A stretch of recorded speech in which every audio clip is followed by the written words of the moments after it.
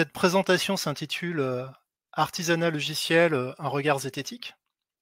Et on va pas commencer par définir la zététique, on va commencer par définir ce que c'est que l'artisanat logiciel.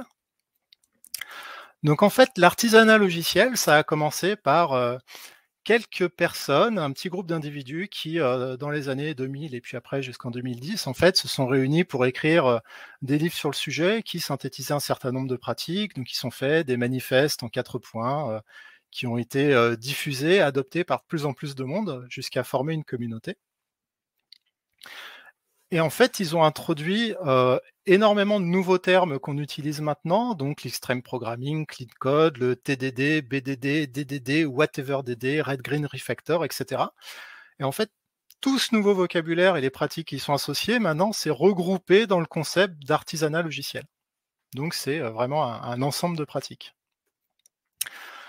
Alors avec cette vision du monde, on peut se dire que on a d'un côté les développeurs classiques qui sont martyrisés dans des projets complètement nazes, qui vont à l'usine pour aller produire des jurums, etc. Et de l'autre côté, des gentils artisans logiciels qui développent du code dans un contexte idéal, qui font des choses propres, etc. Bon, on peut avoir cette vision-là. Comment je me situe par rapport à ça? Bah, moi, en fait, je suis développeur embarqué. Je suis passionné de Linux et de bande dessinée et personnellement, j'aime bien me définir comme artisan logiciel parce que je me retrouve pas mal dans ces valeurs-là. Et alors, bah, globalement, j'ai lu les ouvrages de référence sur le sujet, donc les clean code, les test driven development by example, les bouquins de refactoring, etc. Et j'ai l'impression que ce que j'ai appris là-dedans, ça m'a rendu beaucoup plus compétent. Mais en même temps, si je suis honnête, en fait, si j'avais pas lu ces bouquins, j'aurais juste été plus expérimenté et j'aurais fini sans doute par être plus compétent aussi, j'espère. Donc, je sais pas très bien faire la part des choses entre, enfin, sur ce que ça m'a vraiment apporté là-dessus. Puis j'ai beaucoup de qualités, mais je suis aussi prestataire de services et dans ce genre de cadre, en fait, on est amené à interagir avec d'autres personnes. Et donc souvent, quand on démarre une mission et qu'on va travailler avec une autre entreprise, on peut avoir un choc culturel, c'est-à-dire qu'ils vont avoir des pratiques qui vont vraiment nous sembler bizarres, euh, alors que nous, de notre côté, on est juste normal et on n'a absolument aucun biais. Et dans le cadre de mes missions, j'ai souvent une responsabilité de préconisation de certaines pratiques, de certaines techniques, etc. Et donc moi, ce que j'aimerais bien, c'est que, quand je suis en train de raconter quelque chose, à un client pour lui dire: «Voilà, si tu fais ça, tu auras des résultats extraordinaires», en fait, j'aimerais bien qu'il le vive. Parce que si jamais je lui raconte un monde merveilleux et que, quand on passe à la réalisation, ce qu'il observe ne correspond pas tout à fait à ses attentes, en fait, il va se dire que globalement, on lui a raconté des salades et qu'on n'est absolument pas fiable et qu'on raconte n'importe quoi. Donc là-dedans, un de mes besoins, en fait, c'est quand je fais des préconisations, en fait, d'être capable de comprendre ce qui va marcher ou pas en fonction du contexte dans lequel je suis. Et maintenant, on va définir le deuxième terme, qui est la zététique.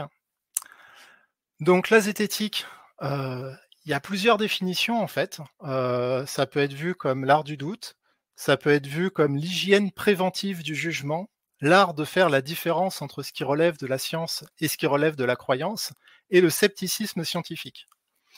Et là-dedans, moi, il y a 2 trucs qui m'intéressent bien, c'est la notion de doute et la notion de démarche scientifique.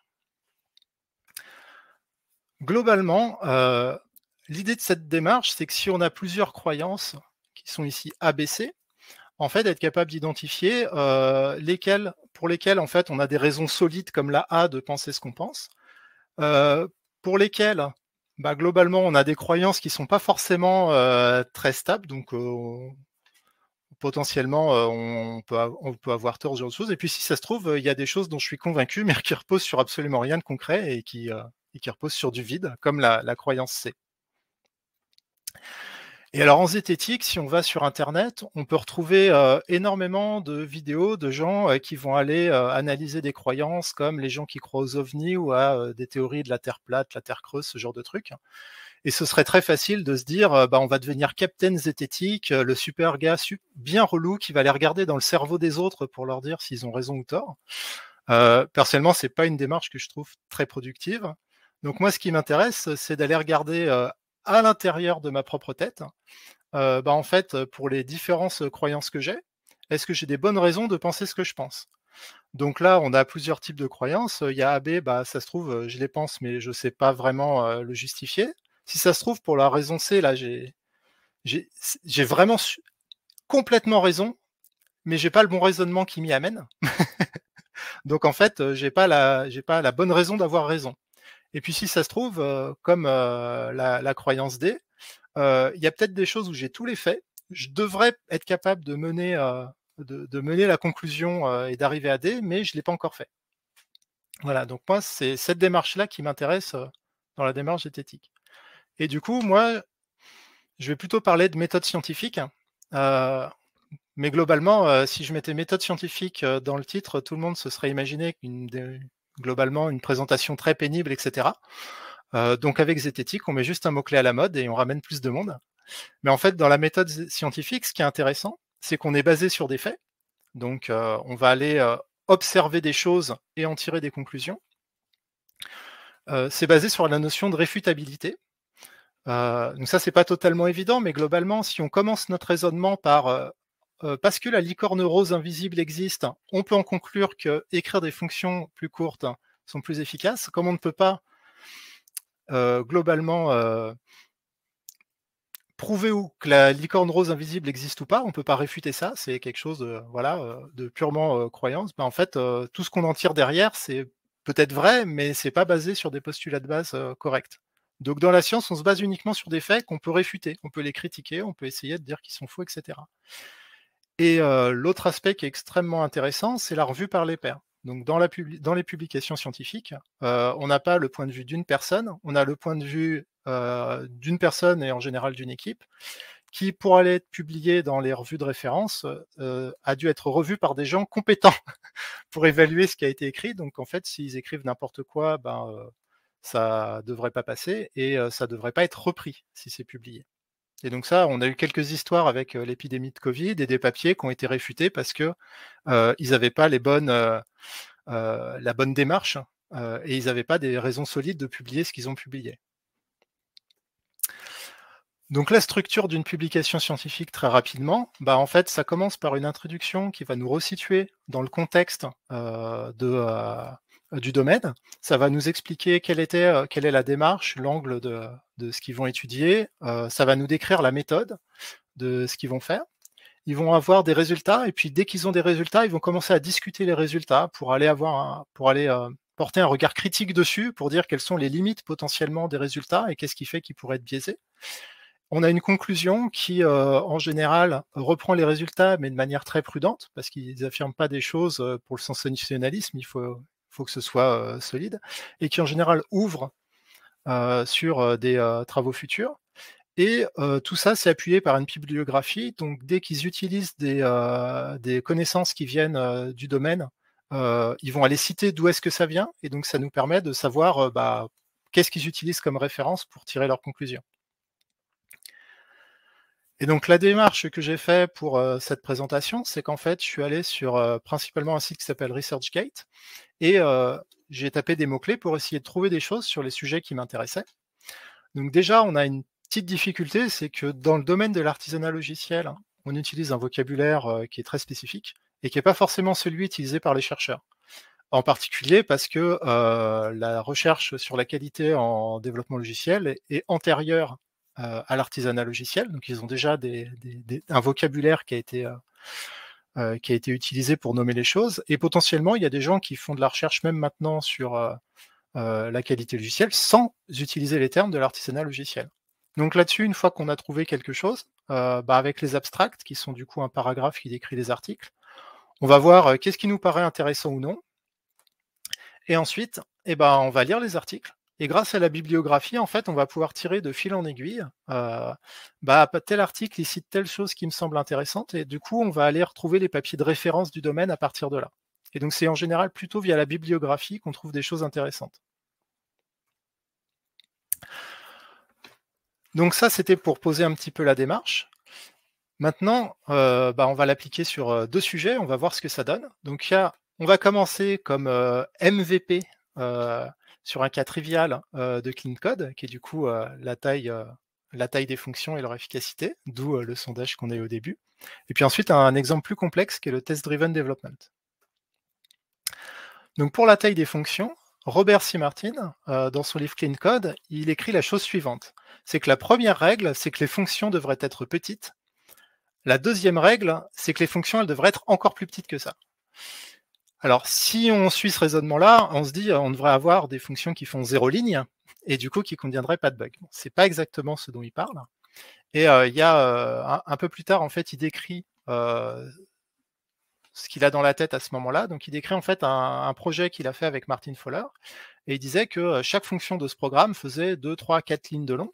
Chacune était absolument transparente, chacune raconte une histoire, et chacune vous amène à la suivante dans un ordre logique. Les fonctions devaient être aussi courtes que ça. Alors ça, c'est une information voilà, forte. Et il est quand même un peu prudent derrière, il va dire bon, alors ça, c'est quelque chose que je ne peux pas justifier, je ne peux pas fournir de références de papier de recherche qui montreraient que le fait de faire des petites fonctions, c'est mieux.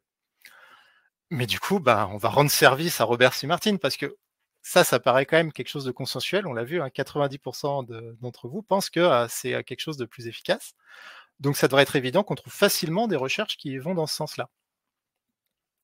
Et on va commencer par remonter dans le temps pas mal avec un papier de 1984 qui évalue du coup la complexité et qu'est-ce qu'on peut retrouver comme bug dans le logiciel. Et c'est une étude empirique, donc qui se base sur du matériel de terrain. Dans ce papier-là, ils ont regardé en fait un programme qui sert à faire de la programmation de missions satellitaires, qui est écrit en Fortran, qui fait 90 000 lignes de code et qui est réparti en 370 modules. Alors la notion de module actuellement, c'est plus quelque chose de tellement utilisé, mais globalement, ça correspond à peu près aux fonctions qu'on utilise actuellement. Un module, il y a des entrées, des sorties, une façon de l'appeler, etc. Et en fait, ce programme, à un moment, il est rentré en phase de maintenance pendant qu'il était utilisé, et sur une période de 3 ans, en fait, ils ont observé ce qui se passait sur ce projet-là. En fait, dans ce projet, quand les développeurs doivent intervenir pour aller modifier la base de code, ils doivent remplir des fiches qui justifient pourquoi est-ce qu'ils interviennent et qui modifient le code. Donc, ils doivent indiquer est-ce qu'ils sont en train de développer une nouvelle fonctionnalité, est-ce qu'ils sont en train de corriger un bug, et quels sont les modules impactés. Donc, les chercheurs ont fait un travail assez laborieux d'aller compiler l'ensemble. Hop. On a plein de téléphones qui spam. Tac.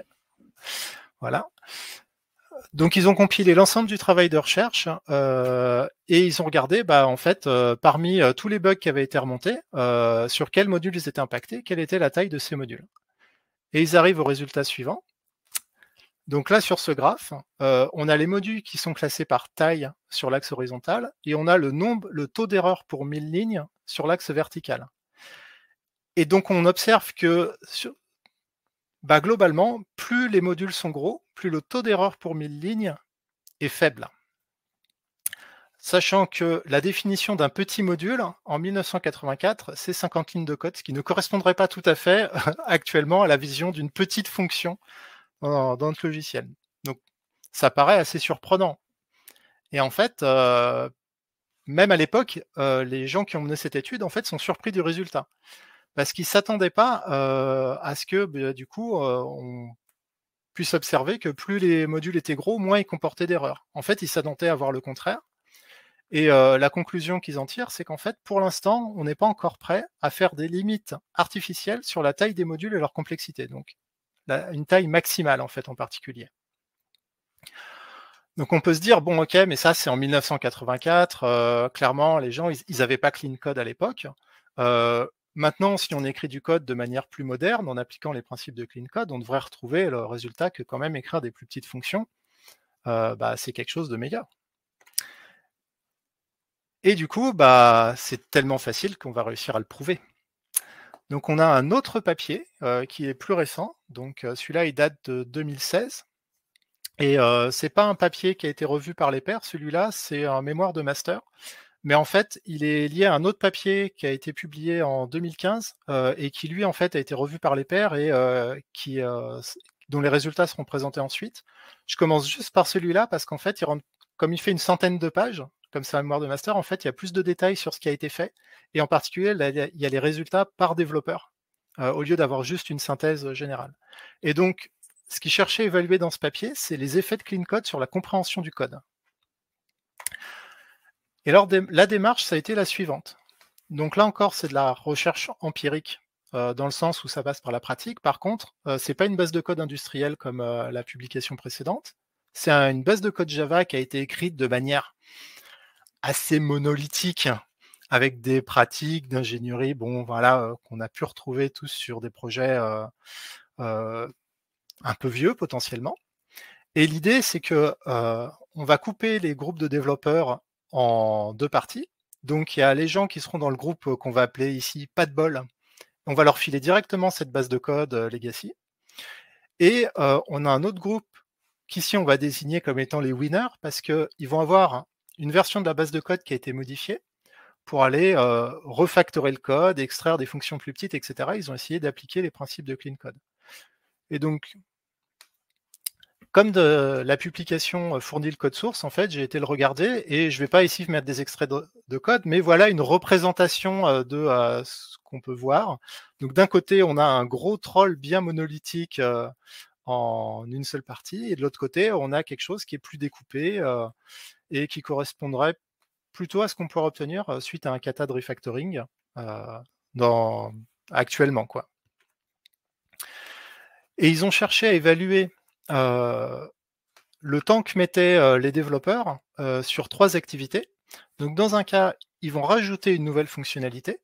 Dans un cas, ils vont faire une évolution fonctionnelle pour modifier le comportement du code. Et dans un autre cas, ils vont devoir fixer un bug qui a été introduit dans la base de code. Et les résultats sont les suivants. Donc pour la première tâche, donc le rajout d'une fonctionnalité, donc le graphique se lit de la manière suivante. On a le groupe contrôle, donc les gens qui n'ont pas de bol à gauche, et on a les winners qui ont la version refactorée à droite. Et là, ce qui choque, c'est qu'en moyenne, les gens qui ont eu la base de code legacy ont mis 10 minutes de moins à rajouter une nouvelle fonctionnalité que les groupes qui ont la version améliorée. Et on voit que c'est plutôt homogène, c'est-à-dire qu'on a vraiment l'impression qu'on a retiré 10 minutes à chaque développeur du groupe refactoré pour obtenir les autres. Donc, c'est assez surprenant et c'est pas du tout ce à quoi on s'attendrait. Bon, regardons ce que ça donne pour ajouter une fonctionnalité. Bah déjà, là, on s'aperçoit qu'ils sont tous beaucoup plus rapides, mais là, pour le coup, les gens qui ont la version refactorée, ils mettent beaucoup moins de temps à ajouter une nouvelle fonctionnalité. Et donc là, le résultat est inversé. Bon, est-ce qu'on peut en tirer une conclusion pour l'instant? Pas vraiment. Regardons ce que ça donne sur le debug. Et alors sur le debug, et ben là, de nouveau, en fait, le groupe qui a la version du code legacy qui est censé être pourri, et ben en fait, ils sont beaucoup plus efficaces que les gens qui ont la version améliorée. Donc là, globalement, quand même, ils sont en moyenne, les gens de la version legacy, ils sont en pause café depuis un bon moment pendant que les autres, ils turbinent encore.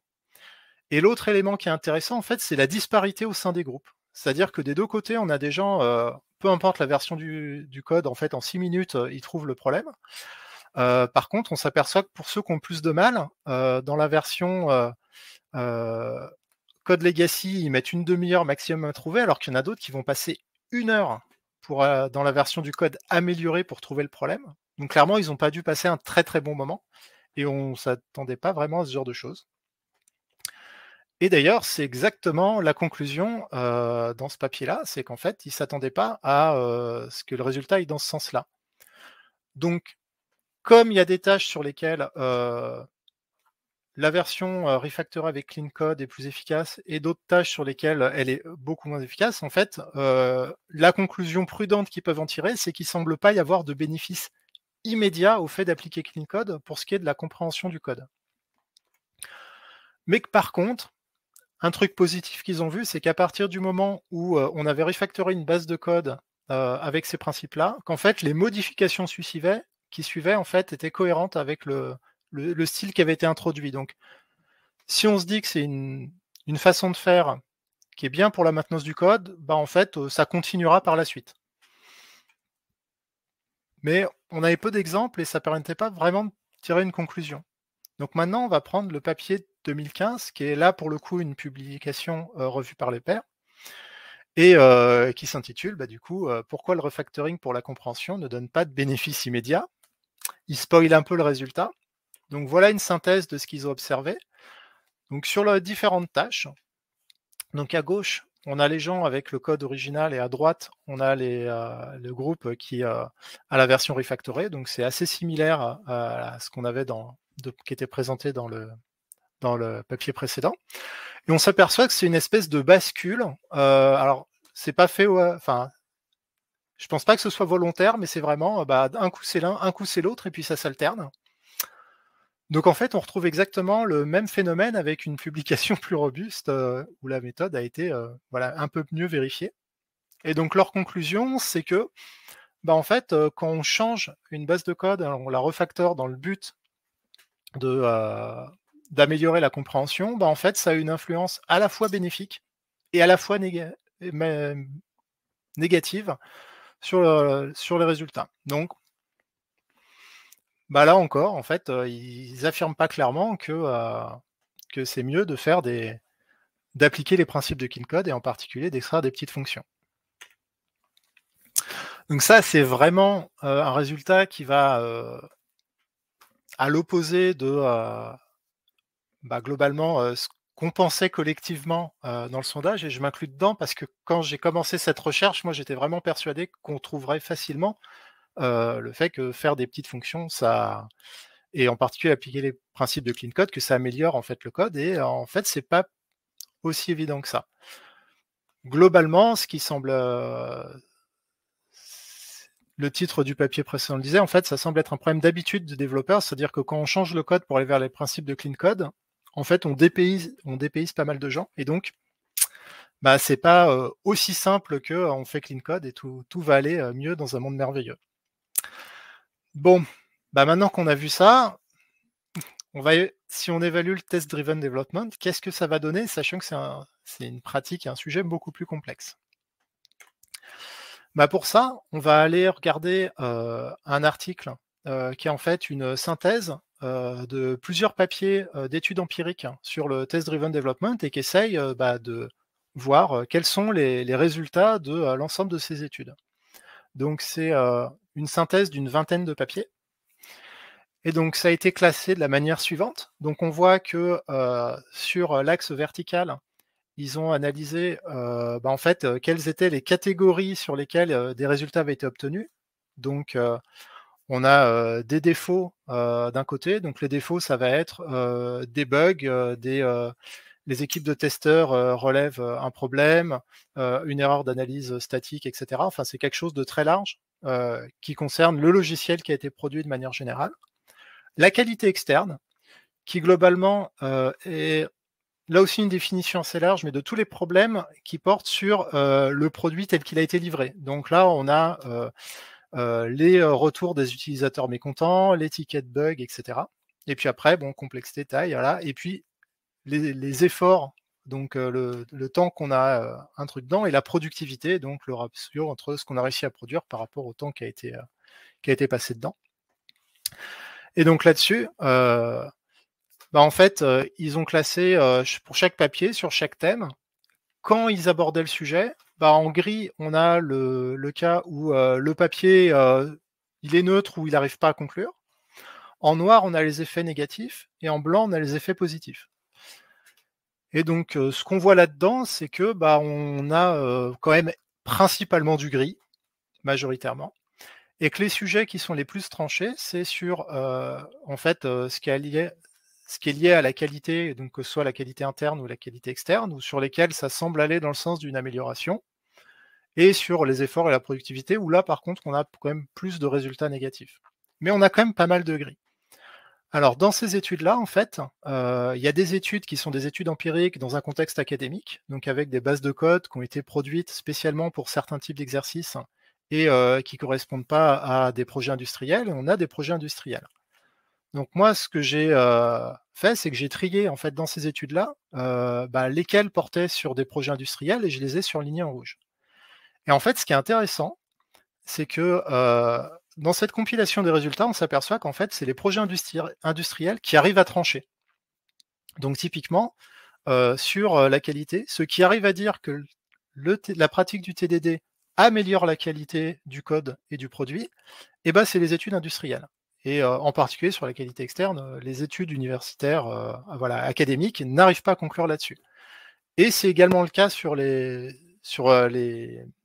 efforts et la productivité, où là, en fait, c'est quand même principalement les études, voilà, c'est les études, industrielles qui disent que potentiellement ça a des effets négatifs là-dessus et de temps en temps d'autres, mais voilà, c'est eux qui ont l'air d'avoir des résultats plus tranchés. Donc, bah, on va essayer d'aller un petit peu plus loin pour comprendre précisément ce que c'est que ces études industrielles. Et donc en fait, dans ce papier donc de méta-analyse qui reprenait des études industrielles, il y avait ce papier en fait de 2008 qui décrit plus particulièrement en fait comment est-ce qu'ils ont observé ces projets industriels. Et donc en fait, ça regroupe 4 projets, donc un d'IBM et un de Microsoft. Et à chaque fois, ils ont recherché en fait dans ces boîtes-là des projets où l'un était fait en TDD, l'autre était fait avec leur process classique qui ne correspondait pas à du TDD. Et ils ont cherché à comparer les deux pour voir les effets. Donc là, on va commencer par décrire le projet d'IBM. Donc c'est un projet de driver réseau. Et donc leur façon de faire initiale, c'était quelque chose de vraiment très original. On commence par faire du prototypage, ensuite on fait une phase de design, on fait une phase de code, et puis à la fin, les deadlines commencent à arriver et on fait des tests, mais en fait c'est souvent utilisé comme variable d'ajustement. Et une fois que l'équipe a fini de développer ça, le code est passé à une équipe de testeurs qu'on voit à droite, qui a écrit des tests en mode black box en parallèle, donc indépendamment du développement, et qui va vérifier, en fait, est-ce que le code produit correspond au résultat qui était attendu de leur côté. Et quand ils introduisent une démarche de TDD, en fait, ils transforment cette façon de faire en, on va exprimer les requirements d'un côté, et on va rentrer dans un cycle itératif où on décrit les cas de test, on fait une phase de design, on fait une phase de code, et potentiellement, on raffine les requirements à partir de ça, donc une démarche itérative qui correspond bien à l'esprit du TDD. Et ce qu'ils ont aussi rajouté, c'est qu'ils ont rajouté une CI qui en permanence va faire du build, le lancement des tests, des analyses, et c'est un outil qu'ils n'utilisaient pas avant de manière forte, et là ils disent que c'est devenu en fait le cœur de leur mode de fonctionnement. Et par contre, à la fin, ils livrent toujours leur code à une équipe de testeurs qui a écrit en mode black box. Effectivement, il y a beaucoup de variables qui ont changé. Du côté de Microsoft, là, du coup, on a 3 projets. Donc l'un, ça concernait donc Windows, donc l'OS, un autre sur MSN et un autre sur Visual Studio. Et là, leur façon de faire était déjà plus itérative de base. En fait, leur façon de faire qui est à gauche, c'est globalement, ils ont des grands cycles itératifs qu'on pourrait voir un petit peu comme des sprints d'une certaine manière, dans lesquels ils rentrent dans une phase de design. Ensuite, en parallèle, ils réalisent des tests, donc pas seulement des tests unitaires, mais des tests système, des stress tests, etc. Ils font le code en parallèle, et à la fin, ils ont la definition of done, et il faut que globalement, le code passe les tests. Et une fois qu'ils ont fini ça, ils re-rentrent dans une phase de design, code, etc. Voilà, donc à haut niveau, ils ont déjà un processus itératif. Et en parallèle, pendant qu'ils bossent, ils ont en permanence une analyse statique, une analyse de dépendance, de l'injection de faute, du build automatique. Donc niveau outillage, ils sont partis de quelque chose de très mature. Et quand ils sont passés au TDD, le changement pour le coup là, a été beaucoup plus minimal, c'est-à-dire qu'ils ont juste changé la partie code dans ce process-là par une démarche en TDD. Donc malheureusement, la description n'est pas précise d'un point de vue de pratiquant, mais ce qu'on comprend du papier, c'est qu'en fait, la partie test unitaire qui était réalisée dans la phase de test est maintenant intégrée donc à la phase TDD du code, mais potentiellement, il y a encore des gens en parallèle qui font des tests unitaires, des tests système et des stress tests. Donc en fait, ils abandonnent pas les tests qui ne sont pas des tests qu'on écrirait dans une démarche de TDD classique. Et donc quand, on regarde les résultats qui sont obtenus sur ces projets-là, par rapport au projet de référence, donc là, en fait, en version assurée, on a le projet de référence et dans la version non assurée, on a les résultats avec le projet, avec une démarche de TDD. Donc on voit que sur le temps, on a une augmentation de temps assez, similaire et dans un ordre de grandeur aux alentours de 20 allant de 15 à 35 avec les marges d'erreur, sur tous les projets. Donc ça semble aller, dans l'idée que, bah, en fait, si on pratique du TDD, ça prend plus de temps. Et par contre, sur le nombre de bugs, donc ce qui est détecté en fait, en sortie du produit, bah, en fait, on s'aperçoit qu'il y a une baisse vraiment significative, du nombre de problèmes. Donc pour IBM, ils ont, 39 de bugs en moins et chez, Microsoft, sur Visual Studio, ils ont carrément réussi à diviser par 10 le nombre de bugs. Alors, ça par contre, ça semble absolument génial. Et malgré ça, les auteurs de l'étude, ils disent que, bah, on n'arrive pas à conclure sur l'efficacité de la pratique du TDD et qu'il faut continuer l'évaluation via des nouvelles pistes. Alors ça semble très surprenant, mais ils vont expliquer pourquoi. Donc ils disent que globalement, on regarde 2 choses, c'est qu'on regarde le fait qu'on ait diminué des bugs d'un côté et qu'on ait, augmenté le temps de l'autre. Mais en fait, quand les résultats des études, en fait, ils ont gardé le focus sur l'équipe de développement. Donc en fait, on a regardé, le fait que l'équipe de développement y plaçait plus de temps et on n'a pas d'idée du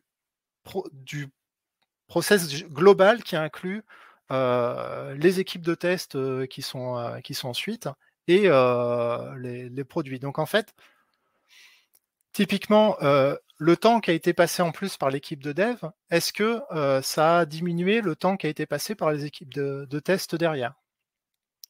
Et puis, quand on parle de la diminution du nombre de bugs, en fait, on parle de quoi? Est-ce qu'on parle de la diminution du nombre de bugs en sortie du développement? Mais en fait, il y a des équipes de testeurs derrière qui ont attrapé les bugs. Donc en fait, ce qui serait intéressant de mesurer, c'est quel est le nombre de bugs, sur le produit final et quel est le temps sur, le process global. Et comme il leur manque cette information, ils disent: «Bah, on ne peut pas tirer de conclusion sur ce qu'on a observé».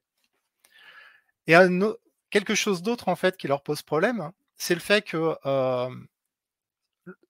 bah, le groupe contrôle en fait, globalement, si on se dit que, bah, les devs, dans le TDD, ils ont passé plus de temps. Pour être juste, il aurait fallu donner le même temps supplémentaire au groupe contrôle pour qu'à effort équivalent, on voit le résultat. Et en particulier chez IBM, on voit que les tests étaient utilisés comme variable d'ajustement. Donc, si on leur avait donné 20 de temps en plus, quelle aurait été la différence de qualité? Voilà. Et donc ça, c'est les 2 problèmes, qui font qu'ils n'en tirent pas de conclusion. Et ce qui est bien avec la recherche, c'est qu'on arrive même à trouver des papiers de recherche qui essayent d'expliquer pourquoi est-ce qu'on n'arrive pas à conclure. Et donc ça, c'est quelque chose, qui est assez récent, donc qui est publié en 2020, quelques mois avant que je fasse la première version du coup de cette présentation, qui est, bah, pourquoi est-ce que la recherche sur le TDD n'arrive pas à conclure? Et le premier problème qu'il soulève, c'est déjà, qu'est-ce que c'est que le TDD? En fait, quand on parle de TDD, tout le monde a l'impression de savoir de quoi on parle, mais en fait, il y en a qui vont considérer que du TDD, c'est quand on fait du test avant le code. Qu'on fasse tous les tests d'un coup, qu'on fasse un peu de tests, et potentiellement, il n'y a pas d'étape de refactoring. Pour d'autres, ça va être un cycle de red, green refactor, strict, tel qu'il est décrit par Ken Beck. Pour d'autres, ça va être, oui, alors on va faire ce cycle de red, green refactor, mais on va quand même avoir une phase de design préalable pour savoir de quoi on parle. Et donc, en fait, derrière le terme TDD, bah, il y a des gens qui les pratiquent de manière assez différente. Un autre problème pour conclure, c'est que, si on veut dire que le TDD est plus efficace et en tirer des conclusions, faut voir par rapport à quoi on le compare.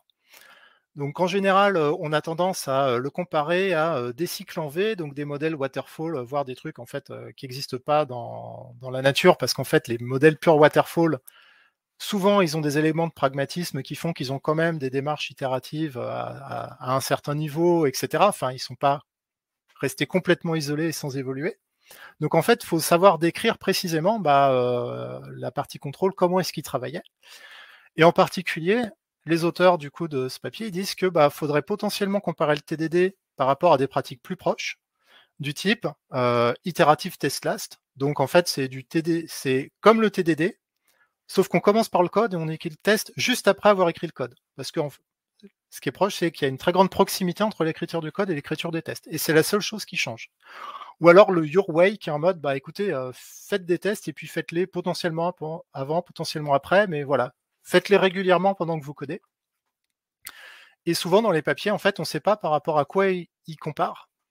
Et il y a très peu de papiers qui comparent par rapport à des pratiques proches du TDD.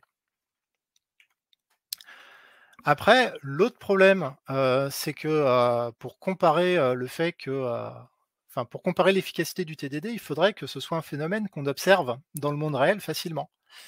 Et il y a un projet qui a scanné des projets GitHub en essayant d'aller regarder sur les projets qu'on arrive à découvrir, lesquels contiennent des tests. Et en fait, ils ont vu que sur les 250 000 projets GitHub qu'ils ont réussi à trouver, il n'y en avait que 0,8% qui contiennent des tests. Donc déjà, on sait qu'il y en a 99,2% qui ne peuvent pas faire de TDD vu qu'il n'y a aucun test. Et dans les 0,8% qui restent, il y aura peut-être du TDD, mais potentiellement des gens qui ont des petites couvertures de tests qui le servent juste pour vérifier certaines choses et qui ne l'utilisent pas. Donc en fait, la pratique des tests semble déjà assez minoritaire en termes quantitatifs. Et au niveau des développeurs, en fait, c'est aussi le cas. C'est-à-dire que là, ils ont pris un corpus il y a une étude qui a pris un corpus de 2500 développeurs et qui a analysé, en fait, précisément ce qu'ils faisaient sur leur session de travail.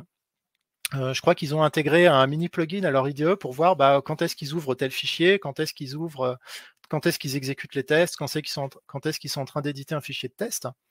Et ils ont regardé qu'est-ce que ces gens-là font. Et il me semble qu'ils avaient sélectionné des gens qui disaient qu'ils pratiquaient le TDD. Et en fait, l'outil d'analyse qui essayait d'analyser du coup qu'est-ce qui était fait en termes de cycle de développement, il a trouvé que 2,2% de patterns de TDD stricts. Donc globalement, le reste du temps, il y avait toujours un petit raccourci du genre on va committer, mais on n'a pas relancé les tests, ou alors on commence par modifier le code et puis ensuite on modifie les tests, etc. Donc en fait, même parmi les gens qui vont se dire praticiens du TDD, en fait, ça ne veut pas dire qu'on fait du TDD en permanence et qu'on respecte strictement en permanence ce genre de pattern. Et donc, la conclusion qui tire de ce papier-là, c'est qu'en fait, la promesse du TDD, c'est que globalement, on devrait avoir du code plus testable, plus facile à modifier. Et bien que la dette technique, ce soit un sujet absolument gigantesque, c'est-à-dire qu'il y a des études qui évaluent que chaque année, on perd à peu près 85 milliards de dollars à cause de problématiques de refactoring, de dette technique et de debug, qu'en fait, même si ça devrait être intéressant, en fait, le fait qu'on n'arrive pas à avoir de résultats tranchés là-dessus, ça fait que l'industrie ne va pas aller massivement vers l'adoption de cette pratique, parce que le résultat, pour l'instant, n'est pas prouvé. Donc là-dessus, qu'est-ce qu'on peut en tirer comme conséquence ? Moi, j'ai été assez surpris en fait des résultats que j'ai trouvés, parce que je m'attendais à avoir des résultats, à ce que comme il y a un consensus dans la communauté des artisans logiciels, on arrive à retrouver le même consensus sur les papiers de recherche, mais qu'en fait, ils n'arrivent pas vraiment à conclure et qu'ils sont plutôt indécis là-dessus. Et donc, en fait, quand j'ai terminé ce travail-là, je me suis retrouvé avec plus de questions que j'ai eu de réponses, ce qui est en fait plutôt logique quand on lit des papiers de recherche au final. Mais pour moi, j'en tire quand même certaines conclusions. C'est que globalement, dans ma préconisation du TDD, moi, ce que je peux observer, c'est que quand les gens mettent en pratique le TDD, on semble aller vers une augmentation du temps, vers une diminution des bugs. Ça, j'ai l'impression que je peux l'utiliser, donc maintenant, c'est quelque chose que j'intègre dans mon analyse. Et du coup, est-ce que le TDD est bien ou pas ? En fait, ça va dépendre. Typiquement, là, ici, on a deux personnages en bas qui ont des priorités différentes. Il y en a un qui est très attaché au fait, son critère d'importance, c'est le nombre de bugs et la qualité en sortie. Et de l'autre côté, il y a quelqu'un qui est très attaché à la gestion des deadlines. Je pense qu'on en a tous connu. En fait, en fonction de ces attentes-là, Il y en a un pour qui il va se dire que la pratique du TDD, c'est quelque chose de bien, et l'autre, à partir des mêmes observations, il va se dire que c'est quelque chose de négatif. Et après, il y a aussi un problème, c'est le temps. Tout le monde le mesure avec des Jira, des machins, des diagrammes de Gantt, n'importe quoi. Par contre, les gens qui mesurent les bugs et ce que ça leur coûte, eh ben, c'est très différent. Donc là, typiquement, on a un profil plutôt start-up, PME qui n'a pas encore industrialisé quelque chose à gauche. En général, s'ils n'ont pas d'expérience de l'industrialisation, ils vont pas mesurer qu'est-ce que leur coûtent les défauts de qualité dans leur code. Et à côté de ça, on a des boîtes dont la production de logiciels, c'est le cœur de métier depuis des années. C'est le cas d'IBM et Microsoft. Et en fait, on peut faire des études chez eux parce que ils ont des bug trackers très bien remplis et ils font un suivi, une analyse de ce que ça leur coûte, les problèmes dans le code. Et globalement, s'il y a des gens qui regardent que le fait qu'on passe plus de temps et qui voient pas que ça apporte un bénéfice, ils vont se dire que la pratique est naze. Après, à titre personnel, ce que ça a montré, c'est que quand on prend les pratiques de l'artisanat logiciel, en fait, de manière générale, on n'est pas capable de trancher. Mais là-dedans, faut voir qu'en fait, c'est un ensemble de pratiques et qu'en fait, quand on fait du TDD, on change énormément de choses par rapport à un mode de fonctionnement de développement classique tel que souvent on a été formé. Et donc, en fait, on va mettre à dire, on fait le test avant le code, on va introduire du refactoring, des tests unitaires, souvent de l'intégration continue, le fait de travailler des user stories, des itérations courtes. Il faut voir qu'est-ce qui marche là-dedans. Et donc, potentiellement, plutôt que d'aller conseiller le tout, maintenant, j'aurais tendance à avoir une approche à regarder qu'est-ce qui pourra apporter le plus de valeur. J'ai l'impression qu'il y a des itérations courtes, ça peut être quelque chose qui marche et de plus facile à vendre que le bloc complet. Bon, maintenant que j'ai fait une démarche d'état de l'art de ce qui a été publié dans les scientifiques, en fait, même si on ne peut pas en tirer de conclusion générale, moi, à mon niveau, j'ai le droit d'avoir une subjectivité, en fait. C'est pas parce que la recherche conclut pas que moi, je peux pas en tirer des conclusions. Et donc, en fait, même si pour les publications scientifiques, c'est difficile de dire qu'est-ce qui correspond à du TDD. Moi, quand je discute avec quelqu'un, je peux assez facilement repérer à son vocabulaire, aux problématiques qu'il a, en fait, voir si on parle de la même chose quand on parle d'une pratique ou pas. Et du coup, je peux intégrer en fait les résultats qu'ils ont et ce qu'ils me disent par rapport à ce que je connais. Mais maintenant, je le recoupe avec du coup ce que j'ai appris de mes recherches. Et du coup, ça m'amène à être principalement beaucoup plus prudent dans mes préconisations. C'est-à-dire que l'enthousiasme un peu béat de on va pousser certaines pratiques en disant à peu près n'importe qui dans la rue qui l'a pas demandé, tu sais, tu devrais faire du TDD, ça devrait vraiment améliorer tes projets. J'en suis un peu revenu et je vais plutôt avoir tendance à pousser des trucs sur lesquels je suis un peu plus solide sur ce que ça fait. Donc, par exemple, le fait de faire des itérations courtes. Et donc, quand j'ai fait cette présentation en 2020, globalement, ça m'a rendu très curieux en fait d'aller creuser pas mal de trucs pour obtenir des réponses. Et du coup, j'ai fait une suite, j'ai présenté l'année dernière dans le TDD sans commencer par les tests, qui du coup creuse beaucoup plus en profondeur le sujet du TDD avec des publications très récentes qui n'étaient pas dispo en 2020. Et donc ça, ce sera sans doute pour un prochain webinaire parce que là, il faudrait donner plein de contexte, etc. Mais donc, il y aura sans doute une suite logique qu'on va programmer à cette première présentation. Et donc, c'est le moment où, personnellement, moi, j'ai fini de parler. Donc, on va pouvoir passer potentiellement à une forme un peu plus interactive. J'ai vu qu'il y avait des trucs dans le chat à propos de questions. Donc, la manière dont ça fonctionne, c'est qu'en fait, on a un outil dédié pour poser des questions. Si vous pouvez formuler vos questions là-dedans, on va pouvoir y répondre. Et puis sinon, dites dans le chat si vous voulez qu'on vous invite pour venir parler. Voilà, c'est ouvert. Donc je vais regarder. Est-ce qu'il y a des questions déjà? Tac. Non, personne n'a posé de questions. Peut-être parce qu'on n'a pas donné l'info. Du coup, je vais commencer à répondre à la question d'Amdi. Il n'y a pas d'article revu ou de Rex de la part d'Amazon. Non, en fait, globalement, il y a assez peu Il y a assez peu en fait d'études industrielles de manière générale. C'est-à-dire qu'on voit que le papier, de 2008 qui compilait une vingtaine d'études, bah, en fait, dans les 20 études, il y en avait, il me semble, 8-9 qui concernaient des cas industriels. En fait, le problème, c'est qu'il faut faire, des analyses, sur le temps long avec des boîtes, qui ont les données pour analyser ça. Donc je suis sûr qu'Amazon a des données.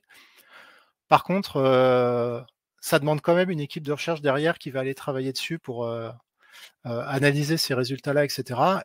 Et pour l'instant, j'en ai pas vu d'Amazon, mais je pense que ça il y a pas de raison que ça arrive pas, mais c'est juste qu'il y a pas beaucoup de publications, en fait. Hop. Alors il y a alors dans les questions, en fait, qui sont du coup dans l'onglet questions là, en bas à droite, vous pouvez aussi voter pour les questions pour dire lesquelles vous voulez voir, répondre en premier. Donc, là pour l'instant, je vais en prendre une. Hop. Donc on parle beaucoup de bugs, mais j'ai l'impression qu'on parle très peu de performance. Est-ce que tu peux nous en dire plus sur la relation entre l'artisanat logiciel et la performance ou ton propre rapport à ça? Eh bah, la performance en fonction de quels critères? Et en fait, c'est un peu un des sujets, de, la méta-analyse où ils essayaient de classer par sujet. C'est que, il y en a qui vont se dire que dans la performance, c'est, le la performance de développement, donc le temps qu'on met à aller livrer une fonctionnalité. D'autres, ils vont se dire qu'on est performant si on arrive à livrer une fonctionnalité qui a pas de bug. D'autres, ils vont se dire qu'on est performant si on fait un produit qui s'exécute rapidement en termes de ressources et cetera. Et en fait, bah, si on se lance dans l'évaluation de la performance, heu, de manière générale, en fait, je pense qu'on va rentrer sur des sujets encore plus ouverts que l'étude seule du temps de réalisation et du nombre de bugs qu'on a vu ici. Et donc en fait, ça manque un peu de publications, de recherches, là-dessus. Hem, il y a eu un papier qui est sorti il y a vraiment très peu de temps ce mois-ci, sur, la dette technique, et la mesure en fait de la dette technique par un outil industriel, qui est CodeSyn, qui est un outil d'analyse, de base de code qui donne des bons résultats. Et c'est un peu le premier qui fournissait des indicateurs de dette technique, ce genre de choses. Donc pour l'instant, on manque un peu de recul là-dessus. En fait, le principal problème, c'est d'avoir des mesures, quoi. On peut mesurer on peut décrire ce que les gens font en partie, mais pour tirer des résultats sur les performances, il faut des métriques. Voilà. Je sais pas si ça répond à la question, si c'était bien ça?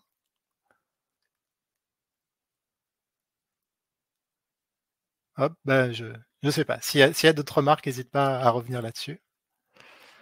Hop, alors du coup, il y a voilà, une autre réponse qui a été votée. Donc pour les équipes réduites, 2 voire 1 développeur, le TDD peut-il apporter un bénéfice en termes de qualité pour pallier au manque de testeurs et la partialité que pourrait avoir le développeur s'il faisait les tests à la fin après son développement? Eh ben, j'aurais tendance à dire que sur une équipe réduite, on va avoir le phénomène qu'on a observé sur, les pratiques de clean code. Je pense qu'il peut y avoir une forte disparité entre les développeurs. Donc en fait, ça va dépendre, je pense, de qui est dans l'équipe. S'il y a des gens qui sont familiers avec ça, heu bah, de toute façon, s'il y a des gens qui pratiquent du TDD, on va avoir des tests. Donc de fait, si on n'a pas de testeur derrière, au moins on aura du code testé, parce que sinon c'est les utilisateurs qui testent. Maintenant, si, c'est une équipe de 2 personnes, qui a pas l'habitude du TDD, bah, là, on peut pas dire que le fait de passer au TDD, ça va forcément, amener à une amélioration de qualité parce que ça ferait un changement de pratique, assez important. Donc, j'aurais tendance à dire qu'il faudrait plutôt déjà commencer juste par introduire des tests automatisés pour avoir des tests, mais que du coup, bah, si on a des développeurs qui sont, potentiellement allergiques aux tests, bah, que potentiellement il y a un manque et qu'il faut introduire des testeurs, en fait. En fait, il y a le TDD n'est pas une réponse magique, pour pallier à tous les problèmes de compétences et en particulier dans les petites équipes, ben, si, il y a un manque d'intérêt pour le test et bah, ça va être compliqué. Hop, alors, pom. Alors, il y a une autre question ici. Donc, il n'y a pas un risque que les études industrielles soient plus susceptibles d'avoir des biais, et cetera? Et bah, je sais pas.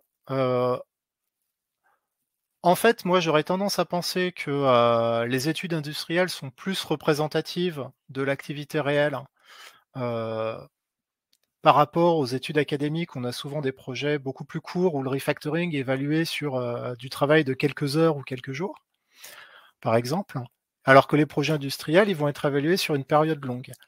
Maintenant, le problème, c'est que la plupart des projets industriels, comme il faut des données dessus, ça concerne que des grandes boîtes avec, des process et des ressources assez importants. Et en particulier, on a vu que, même dans le cas d'IBM qui était potentiellement moins mature sur l'itérativité, ils avaient quand même, un process en fait de QA, après la phase de développement qui était assez important. Et personnellement, ça me semble pas représentatif du type de projet industriel, sur lesquels j'interviens. Donc effectivement, il y a des biais et malheureusement, c'est un peu ce qu'on a de mieux en ce moment. Enfin, moi je trouve que c'est quand même plus proche de ce que je fais que des évaluations académiques sur des équivalents de cata de code. Mais, en vrai, effectivement, c'est difficile d'en tirer des vérités générales.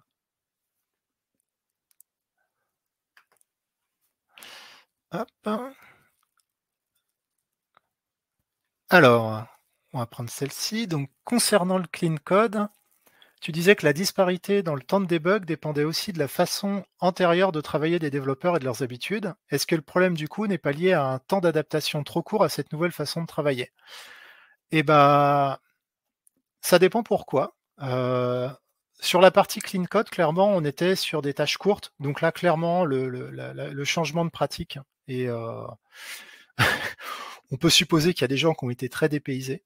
Alors, il y a des études dans lesquelles, ce qu'ils font, c'est qu'en fait, ils font suivre une formation, au TDD, par exemple, avant de faire pratiquer le TDD. Donc, c'est le cas d'une des études dans, la présentation suivante que vous avez pas vue encore. Donc ils essayent de pallier un peu à ça et ils essayent de dans ce cas-là, de, faire en sorte que, que les gens fassent les choses dans un ordre différent pour essayer d'éviter l'effet de, bah, on vient de former des gens au TDD, donc quand ils font le TDD, forcément, ils sont plus à l'aise. Mais ouais, c'est un énorme biais là-dessus, et c'est pour ça que personnellement, j'accorde aussi un peu plus de crédit aux études industrielles où là, on a des projets sur plusieurs années.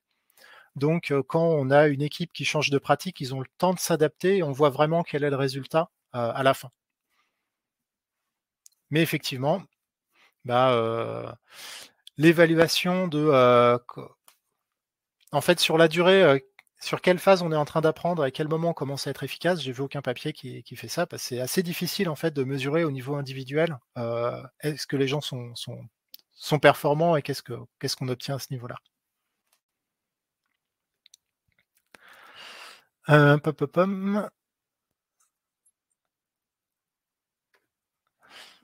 Alors, des suggestions de bouquins sur le TDD ou les pratiques d'ingénierie avec un recul sur le sujet? Heu, Bah, moi, en fait, sur le TDD, j'aurais tendance à conseiller, Test Driven Development, by Example, de Ken Beck, parce qu'en fait, moi, je l'ai lu après, en fait, avoir, appris à pratiquer le TDD et en fait, j'ai vu qu'il y avait pas mal de biais que j'avais vus dans la pratique du TDD chez certaines personnes où je me disais: «Non, ça, c'est quand même pas une super façon de faire», comme le fait de tester à trop bas niveau des fonctions, et cetera et se retrouver potentiellement avec une base de code unitaire très importante, avec une très bonne couverture, mais immaintenable sur la durée.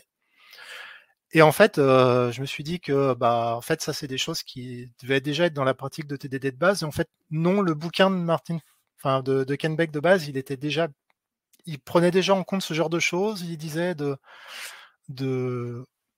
de faire des tests qui correspondent plutôt à des user stories d'assez haut niveau et en fait, j'ai trouvé qu'il avait globalement beaucoup de recul et qui présente bien comment est-ce qu'on peut se mettre à faire du TDD, parce qu'il décrit comment est-ce qu'on le fait en pratique. Donc moi, ça m'a beaucoup aidé.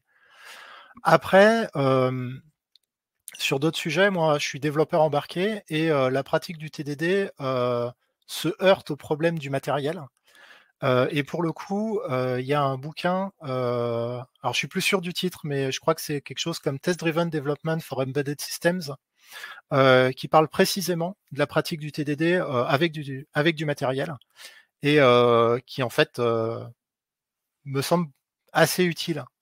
J'ai pas lu le bouquin parce que globalement maintenant je pense voir comment intégrer des bancs de test à ma pratique du TDD. Mais j'ai l'impression qu'en fait, j'aurais gagné beaucoup de temps à le lire plutôt que d'expérimenter, sur des projets. Hop,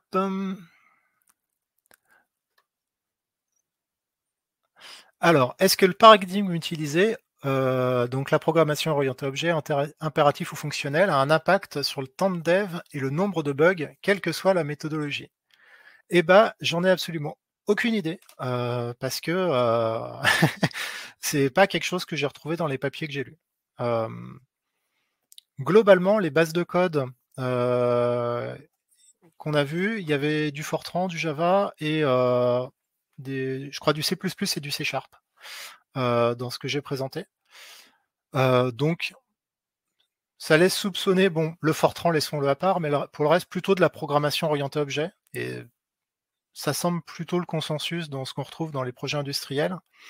Hem, Maintenant, il y a une étude du coup que j'ai pas présentée ici, mais qui est dans mon talk suivant, où en fait, ils ont regardé sur la pratique du TDD, en fait, quelle était la variante du langage de programmation. Ils n'ont pas observé de changement en fonction du langage de programmation, mais ils ont comparé des langages de programmation assez proches.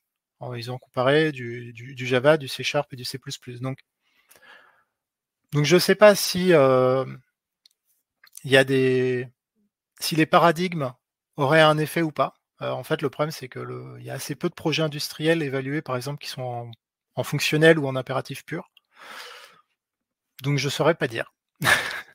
Mais ça peut être intéressant. Enfin, si vous trouvez des trucs là-dessus, hein, envoyez-le moi sur mon compte Twitter, j'adorerais lire ça.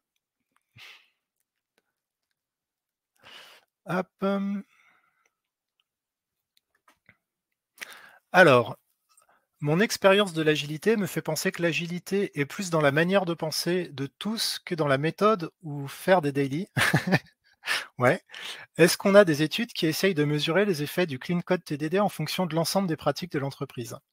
Bah, déjà, ils ont du mal à évaluer des pratiques assez isolées sur les pratiques techniques, de l'artisanat logiciel. Si on commence à intégrer l'agilité dans un sens plus large, où on a à la fois de l'agilité dans sa définition technique, qui pour moi correspond à l'artisanat logiciel, et de l'agilité à un niveau plus gestion de projet, qui correspondrait à Scrum et des pratiques, à plus haut niveau, mais qui ne parlent pas forcément des pratiques de code, bah, en fait, on rentre dans un problème encore plus complexe. Alors, il me semble qu'il y a des études, qui, portaient sur l'évaluation de Scrum, mais pour être honnête, je suis pas tellement rentré là-dedans parce que c'est pas un sujet que j'avais tellement envie de creuser. Parce qu'en tant que développeur, quand j'interviens, sur un projet, en général chez un client, c'est plus facile de changer les pratiques techniques, en particulier celles sur lesquelles j'ai le contrôle, typiquement le code que je produis, la façon dont je le réalise, que d'aller dire aux gens qui me payent: «Bon alors maintenant tu vas arrêter de bosser comme tu le fais et tu vas faire des daily, tu vas faire de l'itérativité parce que c'est mieux». Souvent ça paraît assez dogmatique, donc j'ai pas creusé là-dessus. Mais je suis ça pour le coup, enfin il me semble avoir vu des choses. Voilà.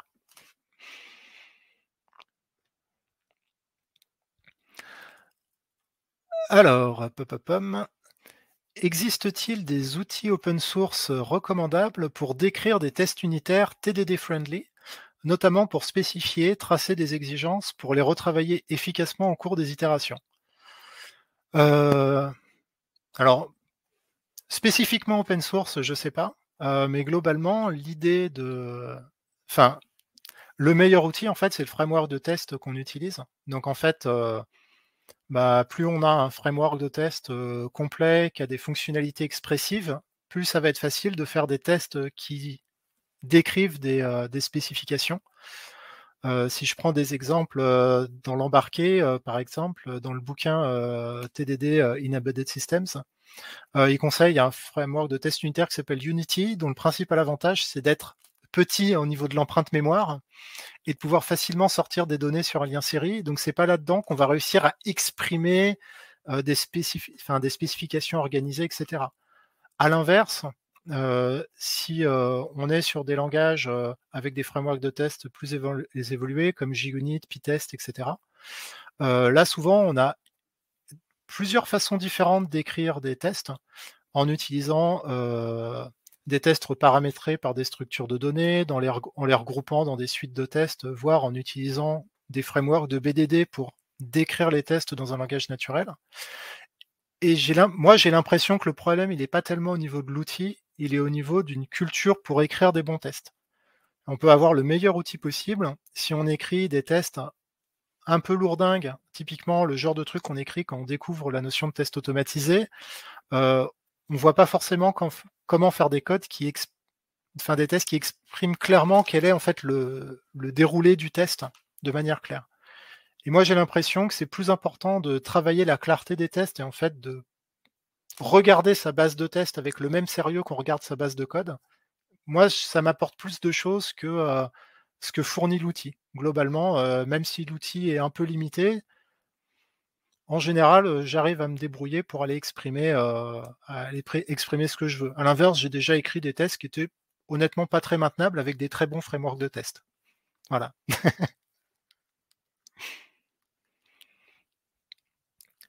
Hop. Alors du coup, j'ai l'impression que je suis arrivé à la fin des questions dans la partie questions. Donc je vais prendre le chat. Est-ce qu'il y a des gens qui veulent, potentiellement passer pour réagir directement, sur, ce qui a été dit ou, voilà, n'importe quoi?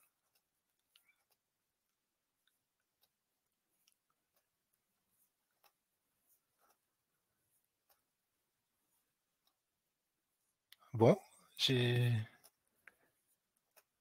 j'ai pas l'impression que ce soit le cas. Donc bah, s'il y a plus de questions et que s'il y a des gens en train de taper. Bon alors j'attends alors.